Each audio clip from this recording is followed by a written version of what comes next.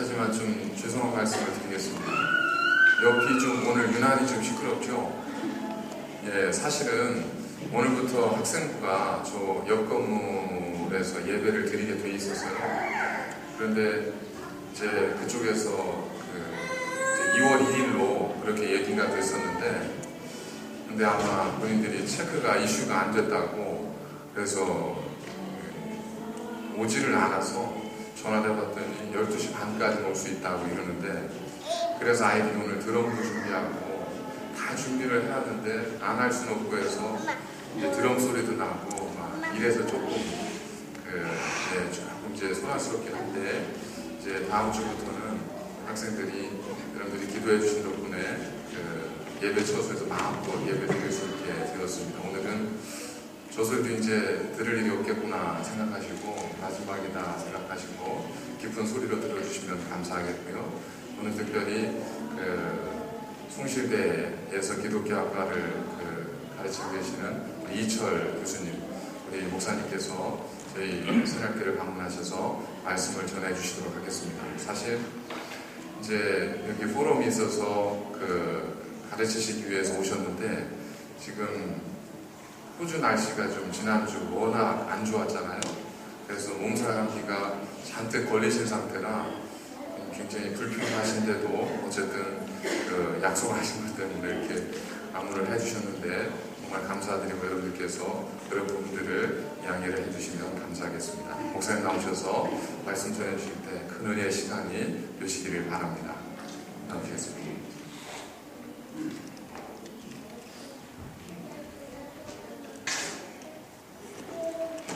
반갑습니다. 호주 날씨가 만만치 않네요. 무섭습니다. 한국도 무서운 게 많은데 날씨는 여기가 더 무섭습니다. 눈만 안 왔지 이것저것 다 있네요. 오스트리아 데이라고 해서 기대했더니 얼마나 추운지 불꽃놀이 너무 나갔습니다. 너무 추워서. 그래서 와서 몸조리를 한다고 했는데 몸조리가 안 되네요. 다 객지고 좀 인디펜던트 했는데 한국에서는 굉장히 독립적으로 살았는데 여기는 아무것도 할 수 있는 게 없어요. 집 밖에 나간다고 뭐가 있어야죠. 그래가지고 그냥 집에서 견디다 보니까 생각보다 빨리 병이 안 나서서 그렇습니다. 좀 제 목소리가 좀 이상하거나 혹은 중간에 물을 마셔도 이해를 좀 해주시기 바랍니다. 일단 만나서 반갑습니다. 네, 만나서 반갑습니다. 예. 저희가 이렇게 만날 줄은 아무도 몰랐죠. 예. 하나님만 아시죠. 예. 저희는 내일 무슨 일이 있지 모르는 사람들이 바로 우리입니다. 근데 이런 것을 잘 깨닫지 못하고 있는 것이 또한 우리이기도 합니다. 제가 옛날에 부목사 할 때 안양에서 살았습니다. 혹시 안양 여기 사셨던 분 혹시 있으면 손 안양에? 예, 반갑습니다. 유에스터 선생님이시네. 지금 학교에서 가르치기 때문에 알게 됐습니다. 안양에 이렇게 살기 좋은 곳은 아닙니다. 죄송하지만 저도 살았지만, 왜냐하면 안양은 신도시가 아니라 구도시입니다. 그래서 굉장히 그래서 이제 평촌이 새로 생겼습니다. 평촌이 안양 안에 평촌이 생겼는데 거기는 아주 좋습니다. 근데 제가 살 때만 해도 저는 이제 평촌에 못 살고 안양 옛 도시에 살았는데 제일 어려운 것 중에 하나가 이제 교통편이었습니다. 지하철, 국철을 타고 이제 안양역에 내리면 이제 동네로 돌아가야 되는데 교통편이 많이 없어서 그때는 이제 마을버스라는 것을 타고 갑니다. 여러분 마을버스 같은 기억나세요 이제는? 예, 마을버스라고 있습니다. 시내버스보다 훨씬 작고 번호도 대부분 한 자리 숫자입니다. 1번, 아니면 2번, 아니면 3번입니다. 보통 시내버스는 567번 이렇게 나가는데 마을버스는 그렇게 멀다 하는 것도 없습니다. 1, 2, 3이 끝납니다. 그래서 이제 내려가지고 이제 마을버스 1번을 타야지 이제 갔어요. 이 박달동이라고. 박달동인지 모르겠습니다. 박달동은 별로 없었는데 하여튼 박달동이라고 했습니다. 그래서 예비군 훈련장에서 준 것인데 남자분들은 아실 거예요. 그쪽에서 받으신 분들은. 1번을 타야 되는데 아시겠지만 지하철은 엄청난 차량을 가지고 있잖아요. 10개 이상씩 가지고 있습니다. 그 사람들이 안양에서 와 내리고 마을버스는 1번, 2번, 3번 중에 하나니까 얼마나 조그마겠습니까? 타라고 다닙니다. 그래서 대부분 내려서 못합니다. 그리고 한 몇 번 기다리고 하고 때로는 심지어는 한 두세 번의 차를 놓친 후에 줄 서 있다가 탈 수 있는데 그래서 참 그것이 불편합니다. 편하다 생각을 많이 했었는데 하루는 지친 몸을 이끌고 드디어 안양역에서 내렸는데 그 일본 버스가 서 있는 겁니다. 그래서 꽉 찼겠지, 얘들은 내가 가면 떠나겠지 하는데 갔더니 차긴 찼는데 떠나질 않더라고요. 그래서 야, 이게 웬 횡재야, 나 이거 한 번만에 오늘 집에 가겠구나. 좋아가지고 얼른 올라탔습니다. 그리고 이제 가기를 기다렸는데 안 가더라고요, 버스가. 보통 손님을 기다리잖아요. 왜냐면 손님이 아쉽지 않은 번호가 바로 마을버스거든요. 그래서 왜 안 가나고 봤더니 좀 이따 알게 됐습니다. 이런 것이 이제 한국에도 요새는 없었는데 이제 한국에는 옛날에 많이 있었습니다. 어떤 청년이 마을버스 앞에 손을 이렇게 딱 들고 서 있는 거예요. 운전사를 바라보면서. 남들 보면 할렐루야가 아니고 이렇게 손을 딱 들고 있는 거예요. 그 이상하지 않아요? 마을버스 앞에서 이렇게 툭 손을 들고 이렇게. 근데 이제 나중에 알고 보니 이게 뭐냐면 못 간다, 못 움직여 이거야. 그래서 제가 왜 그러나 하고 생각을 해봤고 주위 사람들 얘기 들었더니 뭐냐면은 제가 타기 전에 언제인지 모르겠지만 그 마을버스와 그 청년의 차가 접촉사고가 난 겁니다. 예, 여러분 그 자가용운전사와 버스 운전사가 사고 나면 누가 다 이기는지 아시죠? 누가 더 센지 아시죠? 자가용운전사는 버스 운전사를 이길 수가 없습니다. 그분들은 굉장히 그 도로법이라든지 또 사고 그 경험이 많아서 자리를 떠버린다 이렇게 해가지고 그 잘못을 피하는 경우가 많은데 결국 이 청년이 그걸 알게 된 거죠. 그래서 버스가 떠나려고 하면 그 현장을 보존할 수 없기 때문에 손을 들어가지고 버스를 못 움직이게 한 거예요. 그걸 해결하기 전까지 못 간다고. 그러니 버스 운전사는 비키라고 당연히 그러겠죠. 그러나 그런 소리 안고 하지 않고 이 청년은 정말 용기도 굉장해. 저 같은 경우는 몇 번 하다가 그만할 것 같은데 진짜 용기가 굉장한지 아니면 이거 어떻게든 세워야 된다고 생각해서 계속 이렇게 있더라고요. 재밌는 현상은 뭐 있었냐면 저도 거기서 이제 같은 동일한 이제 심리적 공감대를 이뤘는데 계속 청년은 서 있고 운전사는 비키라고 했을 때 승객들은 누구 편일 것 같아요? 누구 편일 것 같아요?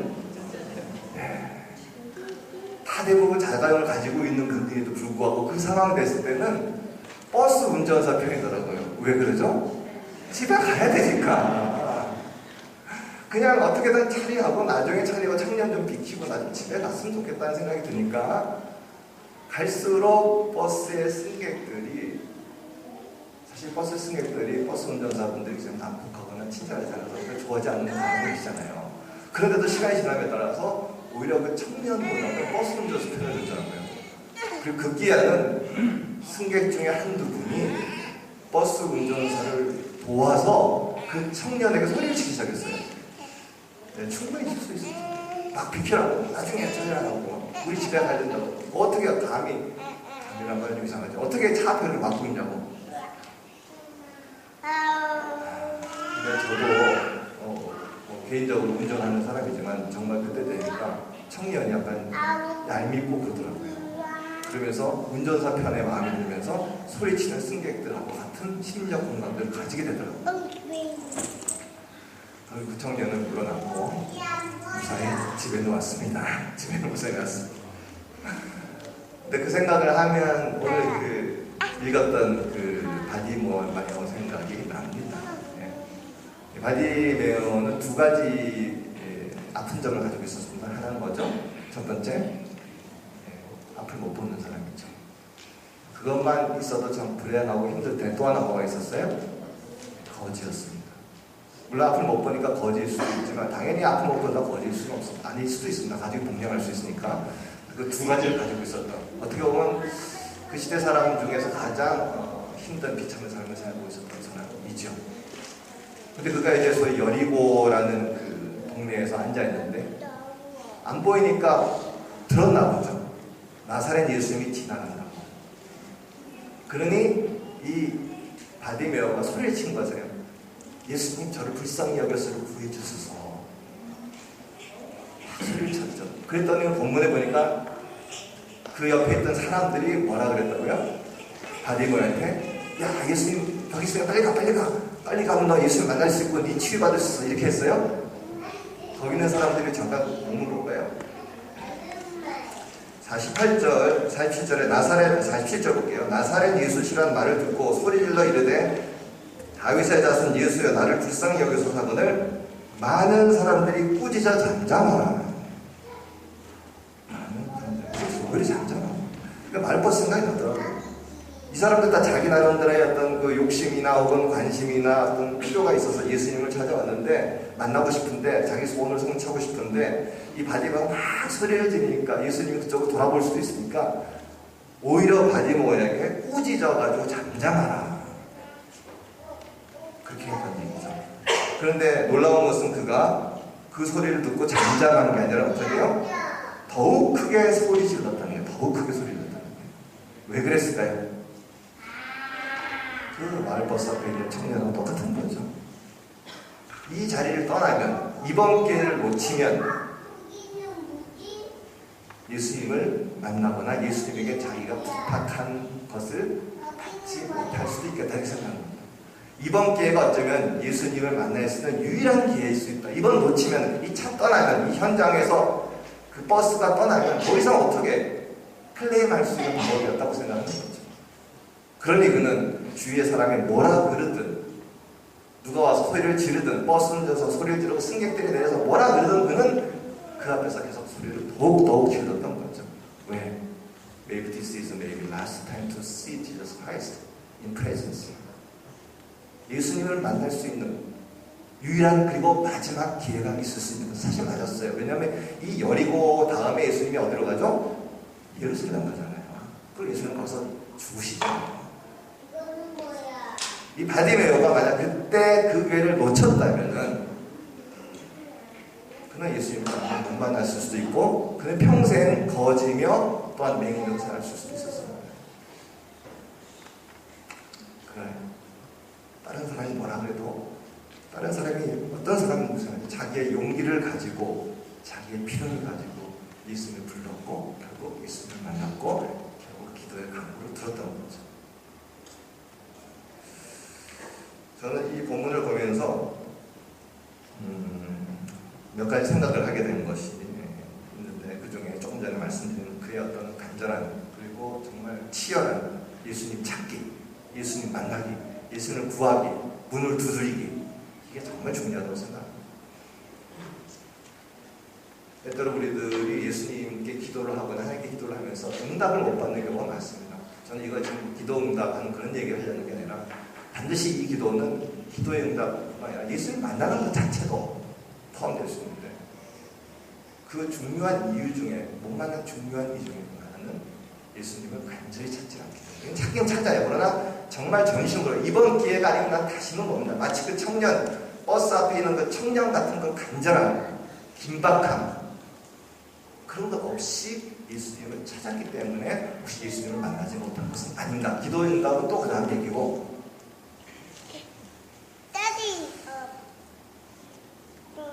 저는 예수님이 그를 불렀을 때 예수님에게 그 뛰어나가면서 한 행동이 사실 마음속에 계속 남아있습니다. 이게 무슨 말을 할지 무슨 의미인지 한번 생각을 해보고 나니까 답은 못 찾았어요. 예를 들어서 49절에 보면은 예수께서 머물러 서서 그 소리를 들고 그를 부르라 안심하며 나에게 오라. 그러니 이 50절에 맹인이 뛰어나가는데 본문에 뭐라고 써요? 겉옷을 내어버리고. 여러분 대체 겉옷은 무슨 의미가 있을까요? 저도 이 본문 몇 번 읽을 때마다 거기까지 눈치 못 챘는데 제가 이번 설교하면서 다시 이제 겉옷을 내어버렸네? 그러면 겉옷을 내어버렸을까? 왜 그냥 뛰어나가면 되는데 왜 겉옷을 내어버렸을까? 왜 그랬을까? 사실 뭐 실로암 목가에 있는 사람들도 그런 얘기가 그런 비슷한 행동인데 무슨 이유 때문에 그랬을까 하는 생각이 드는데 여러분 겉옷이라는 것은 이스라엘에서 가장 중요한 것 중에 하나입니다. 여러분 겉옷을 제가 추워서 지금 겉옷이 중요한지 모르겠는데 이 겉옷은 매우 중요한 겁니다. 여러분 성경 보면 기억날지 모르겠지만 어떤 사람에게 돈을 전당을 주고 겉옷을 맡겼을 때 어떻게 하라고요? 언제까지 돌려주라고? 그날 해지기 전까지 돌려주라고. 우리 같으면 뭐 돈이 다시 돌려올 때까지 그 겉옷을 저당 같은 사람이 안 돌려줄 수도 있을 것 같다고 생각하잖아요.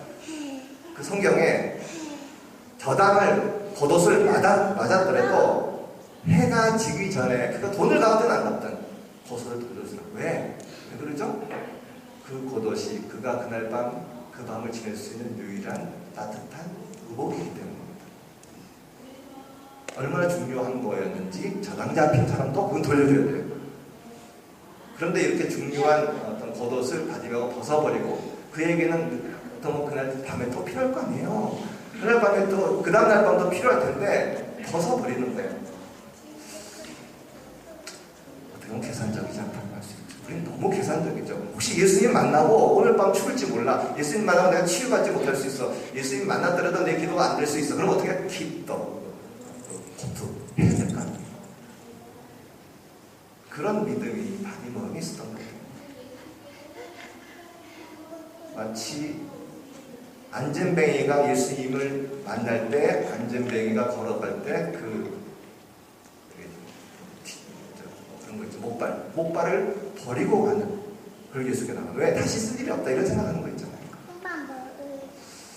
바디메어의 믿음은 믿음 아니었던 것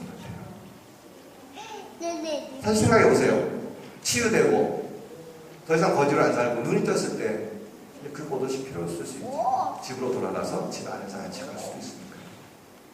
겉옷을 맡기는 사람은 집이 없다는 얘기죠. 겉옷을 맡기는 사람은 자기가 가지고 있는 모든 마지막 걸 맡긴다는 거죠. 근데 그런 겉옷을 벗어서 버리고 나갔다는 것은 계산, 우리 같으면 정도가 내가 어떨 때 겉옷이 있어야지. 그래도 혹시 안 나면 어떡해. 혹시 뭔가 나중에 필요할지 모르겠어. 겉옷을 버리고 나갈 수 있는 믿음이 그에게 있었던 거죠.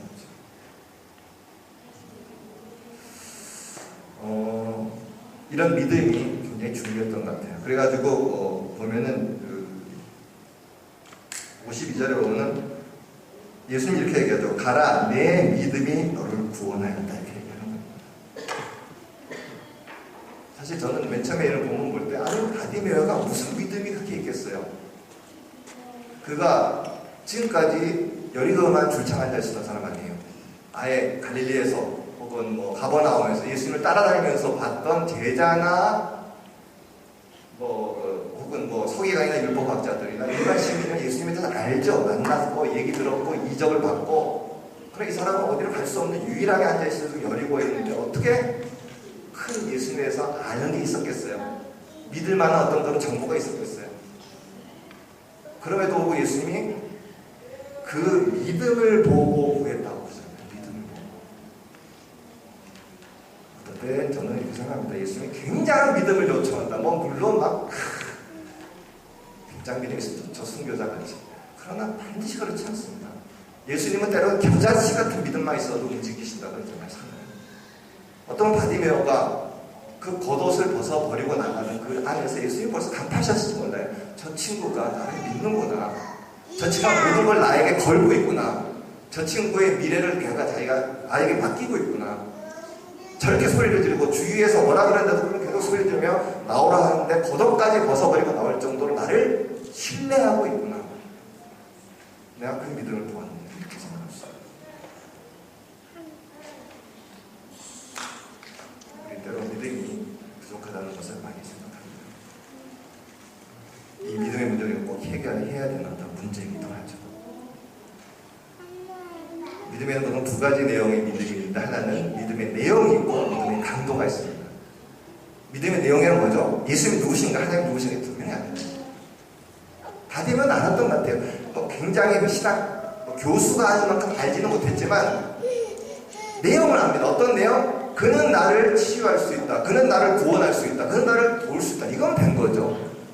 굉장한 신학계 교수보다 길 밖에서 혹은 농촌에서 손골로 할아버지가 더 좋은 믿음의 내용을 가질 수도 있어요. 그는 조직신학을 공부하지도 않았고 웨스트민스터 신앙 고백에 대해서 연구하지 않았지만 하나님은 나를 구할 수 있고 예수님은 나를 구원할 수 있다. 그게 믿음의 내용 아니에요. 사실 가장 중요한 거죠. 조직신학 100번보다 더 중요할 수 있는 거예요. 예수님과 하나님은 나를 구원하실 수 있는 분이다. 나의 죄에서, 나의 고통에서, 나의 쓰러지지 않는 끊임없는 고집과 아집과 교만 속에서 나의 질병 속에서 나를 구원할 수 있는 분이에요. 그 믿음의 내용 굉장히 중요하죠. 또 하나는 그 믿음의 내용에 대한 믿음의 강도 얼마나 강하게 믿고 있느냐. 바디메어는 두 개가 있었던 것 같아요. 그분은 다른 분은 몰라도 그분은 나를 구할 수 있다. 나 지금까지 맹인에서 벗어나고 거지에서 벗어나게 별의별 수를 다 썼다. 안 써본 일이 없다. 뭐 이렇게 생각하고 있어요. 나 아버지는 굉장히 부자였다. 있는 돈 다 해가지고 내 모든 눈을 고치기 위해서 탕진할 정도로 썼고 유명한 의사 다 찾아갔고 그 당시 이 어벨러블 할 수 있는 모든 지식도 다 해가지고 섭렵해가지고 정형자는 나을 수 없다. 낫지 않았다. 그런 상태에서 내 마지막 소망은 예수 그리스도다. 이분만이 나를 구원했습니다. 내가 들었는데 소문에 들었는데 여러 명을 낳게 했더라. 이분만이 나를 구원할 수 있는 유일한 분이다 하는 그런 믿음의 내용과 그 믿음의 핵심들 이 계획이 있었기에 그는 움직였고 예수님 그걸 도무시하니까 그런 의미에서 그 47절에 보면은 나를 불쌍히 여기소서라는 말이 굉장히 중요한 것 같습니다. 나를 불쌍히 여기소서. 예수님은 그를 불쌍히 여기셨습니다. 예수님을 움직일 수 있는 굉장히 중요한 단어 중에 하나가 저를 불쌍히 여기소서, 저에게 긍휼을 베푸소서. 근데 이거 아무나 할 수 있는 거 아닙니다. 어떤 사람이 할 수 있죠? 가난한 사람, 아무것도 이제는 남지 않은 사람, 아무 가능성이 대안이 없는 사람, 가진 게 없는 사람이에요. 수단도 없고 방법도 없고. 그게 불쌍한 사람, 그게 가난한 사람이죠. 그래서 복이 있는 사람이죠. 해본 거 다 해본 거, 조금 전에 말씀드렸듯이 해본 거 다 해봤을 수 있어요. 안 되는 거죠. 이제 나에게 유일한 소망은 예수 그리스도밖에 없다. 그 외에 나는 죽은 목숨이고 나는 무덤이다. 난 죽을 수밖에 없고 평생 이렇게 살아야 돼. 거지여서 아무것도 없는 상태. 정말 가난한데, 정말 불쌍한데, 그게 불쌍한 거죠. 제가 옛날에 큐티 할 때 보니까 누군지 기억나는데 옛날에 그 성자 중에 이렇게 자기의 그 심정을 얘기하더라고요. 하나님 앞에서 자기는 병든 거지같이 모자를 들고 부자 앞에서 모자를 들고 먹을 걸 달라는 병든 거지 같은 마음으로 서 있다. 굉장히 정말 멋있다고 생각했습니다. 부자 앞에서 한번 여러분 생각해보세요. 부자 앞에서 남루한 옷을 입고 손을 모자를 같이 들고 있으면 벌벌떠면서 병든 거지가 도와달라고 얘기하는 거예요. 그것이 자기가 하나님 앞에 서는 모습이다. 이렇게 그분이 선도서 큐티에서 그런 모습을 자기가 본다고 생각합니다.